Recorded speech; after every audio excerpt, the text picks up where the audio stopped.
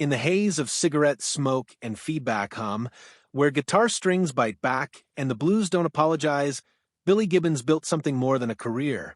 He built a code. Long before stadium lights and gold records, Gibbons learned that music wasn't supposed to be clean. It was supposed to bleed a little. It was supposed to smell like sweat, diesel, and regret. And for over half a century, he carried that belief like a badge and a weapon. To the public, Billy Gibbons is the bearded mystic of Texas rock, the cool shadow behind ZZ Top's hypnotic grooves. But behind the sunglasses and sly grin lived a man with sharp opinions and an even sharper memory. He didn't shout his grudges. He didn't tweet them. He let them simmer, occasionally releasing them through carefully aimed words that cut deeper than insults ever could. At 75, Gibbons finally allowed the curtain to lift, not to settle scores, but to tell the truth as he saw it. These aren't petty feuds. They are philosophical battles. 5 artists who, in one way or another, crossed a line he never believed should be crossed. This is not a story about hate.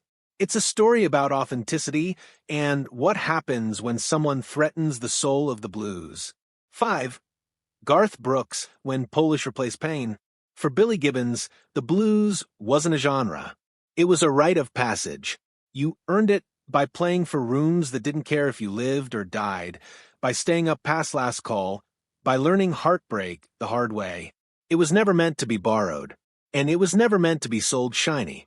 So when Garth Brooks exploded out of Nashville in the early 1990s, clean-cut, stadium-ready, perfectly lit, Gibbons felt something twist in his gut. Brooks wasn't just successful. He represented a version of Southern music that had been sanitized, packaged, and delivered without the scars. Brooks sang with confidence and charm, sprinkling his songs with blues phrasing and Southern grit. But to Gibbons, something vital was missing. The dirt, the danger, the lived-in truth. A Texas radio host once recalled interviewing Billy around that time and asking him about the Nashville boom. Gibbons didn't hesitate. That's the kind of blues you can spill on your boots without staining them, he said. The line traveled fast. Fans laughed. Nashville didn't. What made it worse was that Brooks genuinely admired ZZ Top. He openly cited them as influences, praising their swagger and genre-blending fearlessness. But when Brooks began folding those influences into glossy country pop anthems, Gibbons felt mocked rather than honored. That man's got all the polish, but none of the dust, Billy reportedly muttered backstage at a Dallas event. It's barbecue sauce music, sweet-bottled, and made for TV. Their most uncomfortable moment came at the American Music Awards. Brooks approached Gibbons warmly, offering a handshake and praise. Billy accepted, nodded once, and replied, "Glad to hear it. Don't wear it out." The room went quiet. Brooks laughed it off. Gibbons didn't. From that point on, Billy never named names, but everyone knew. When he joked about counterfeit country and said only one kind of music smelled like diesel and heartbreak, fans connected the dots. Nashville bristled.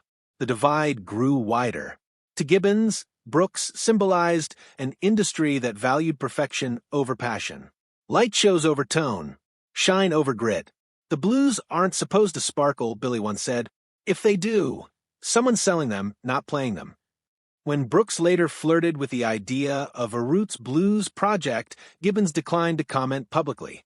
Privately, he was furious. "They're calling it blues again," he told a friend. "Call it what it is, marketing with a twang." When invited to participate in a televised blues tribute linked to Brooks, Gibbons passed with a single sentence that became legend: "The blues don't wear rhinestones." It wasn't personal. Not really. Brooks just happened to embody everything Billy feared the music was becoming. For Stevie Ray Vaughan, when admiration turned to rivalry. In Texas, blues is sacred, and those who play it form a brotherhood forged in cramped bars and endless nights. That's why the fracture between Billy Gibbons and Stevie Ray Vaughan hurt more than any other rivalry. At first, wasn't rivalry at all. Stevie idolized Billy. He followed him, studied him, learned from him without ever asking permission. Gibbons remembered seeing the quiet young guitarist lurking near amps, absorbing everything. Didn't say much, Billy once recalled. Just watched. When Stevie broke through in the early 1980s, it wasn't subtle. Texas flood hit, like a lightning strike. Suddenly, the press crowned a new king of Texas blues. And for Billy, who had been carrying that banner for 2 decades, it stung. He never denied Stevie's talent. Publicly, he praised him. Privately, the pride cut deep. Friends recall Billy bristling at the idea that Vaughan brought Texas blues to the world. To him, that world had already been conquered. What made things worse was how close Stevie's sound came to Billy's own. The gear, the tone, the shuffle. It felt less like inspiration and more like encroachment. When Stevie's team reportedly reached out to ZZ Top's producer for guidance, Billy took it as betrayal. "He's not just wearing my boots," Billy said. "He's trying to walk in them." Their most famous exchange happened quietly backstage at Montreux. Stevie approached Billy, humbly calling him an inspiration. Billy smiled thinly and replied, "You learn fast." Then he walked away. There was supposed to be a jam session one day, a symbolic passing of the torch. It never happened. Billy later told friends, "I don't pass the torch to someone who's already got my flame." And yet, when Stevie died, something broke. Billy spoke with genuine grief. He was a brother in tone, he said. Those closest to him knew the truth was heavier. He mourned not just the man, but the conversation that would never happen.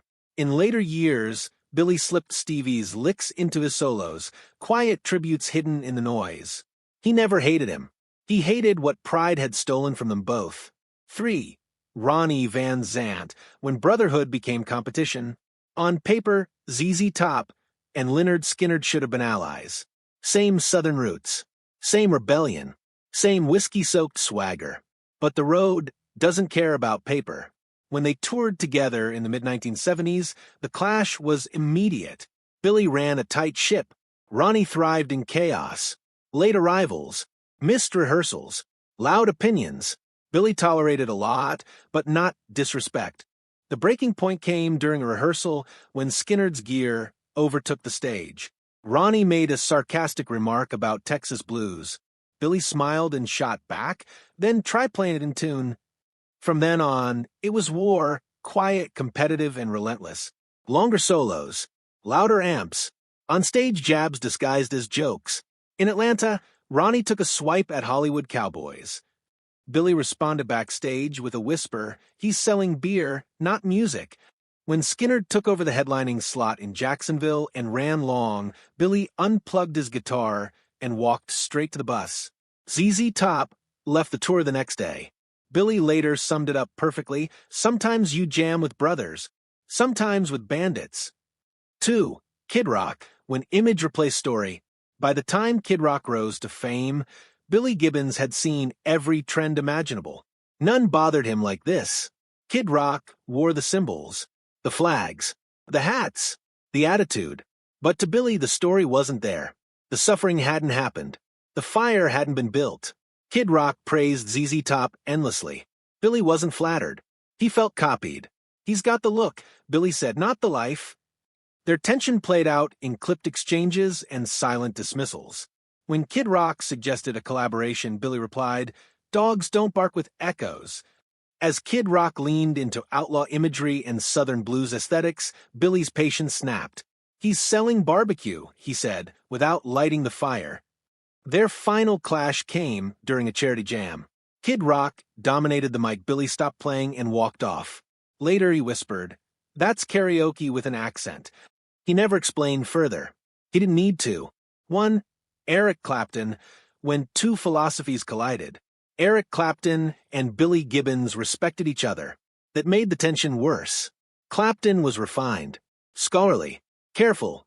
Billy was reckless, loud, unfiltered. To Billy, Clapton's blues were studied. His were survived.